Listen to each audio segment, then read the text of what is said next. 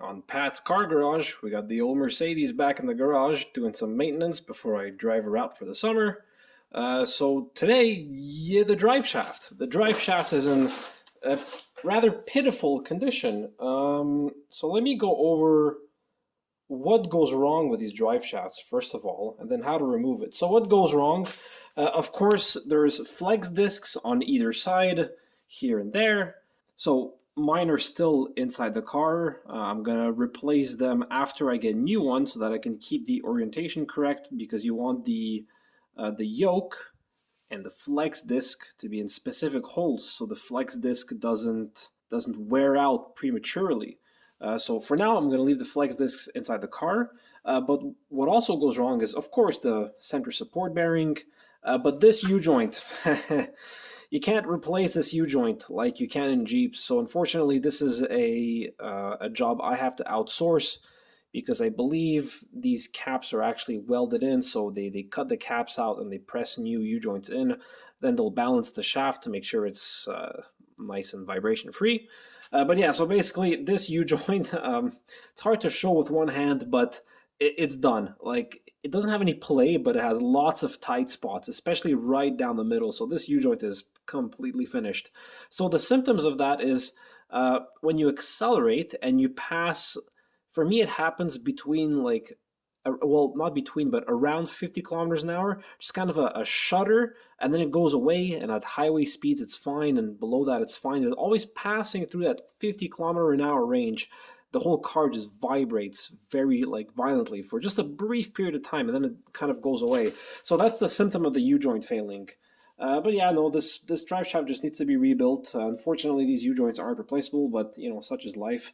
To remove the drive shaft, you need to remove the exhaust. So here you go. I've got the exhaust. I pulled the entire exhaust out in one piece because my silencer was deleted because it was rusty. I think I might need a new exhaust system because the rest of it ain't looking so hot. But yeah, so unfortunately I lost the flange in the middle, so I had to take the entire thing out. These bolts here, they love to snap off. Mine already did, but when I did the cylinder head gasket so many years ago, I replaced this and I put a nut on the back. But now that I have a welder, I might just weld this nut to the back of the to the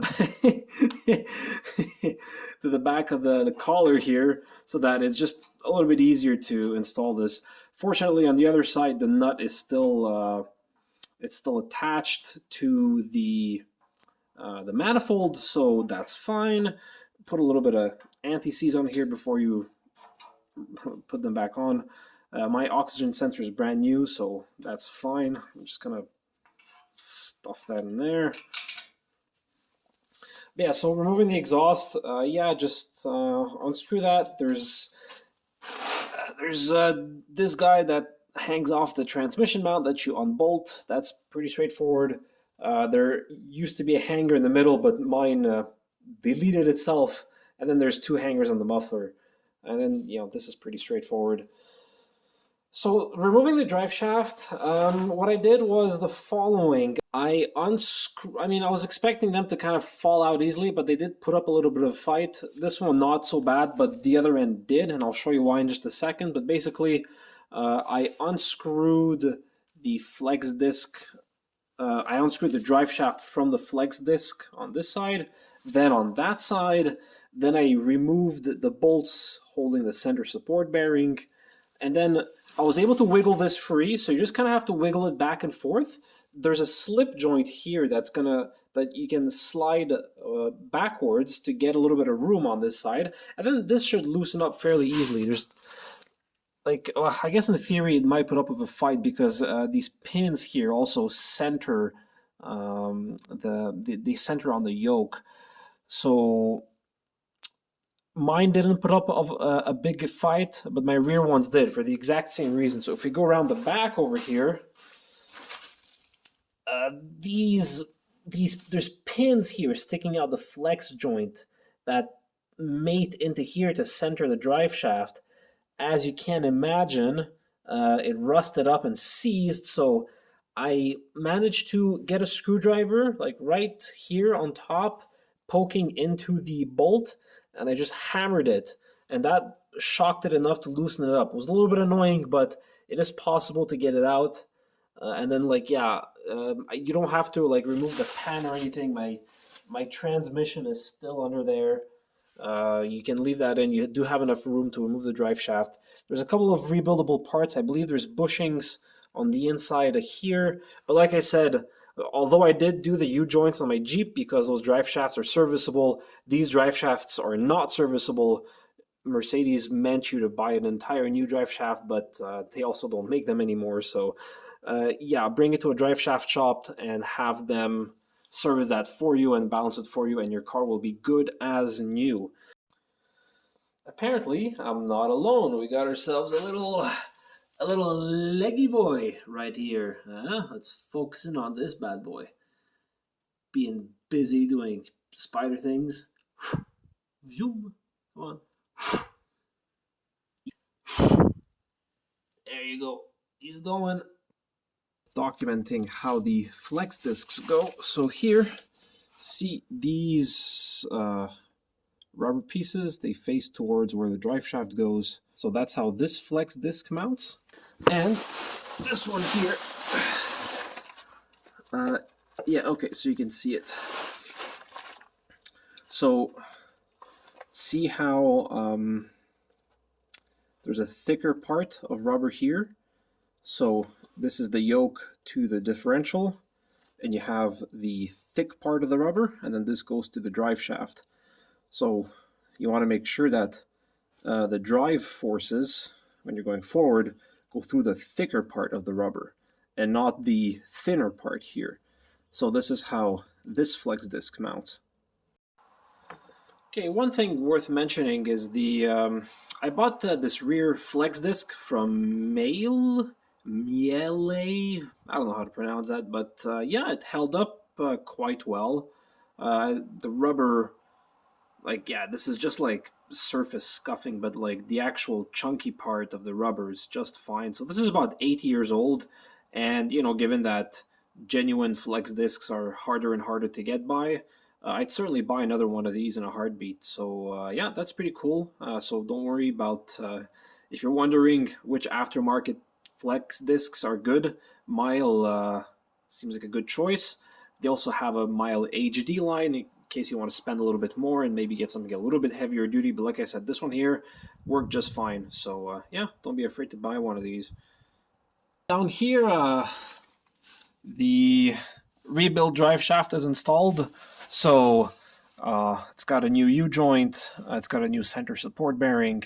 It was a little bit annoying to line it back up because it's like a new support bearing is extremely tight. So you kind of have to muscle it in to get both ends to be lined up correctly. But once you got that in, just make sure this is straight across so the bearing isn't seated like, it's not sitting a little bit tilted like this, but it's nice and straight. And then yeah, I got a new flex disc in the back. So that's pretty good. I bought one from Vico this time, so we'll see how well it holds up.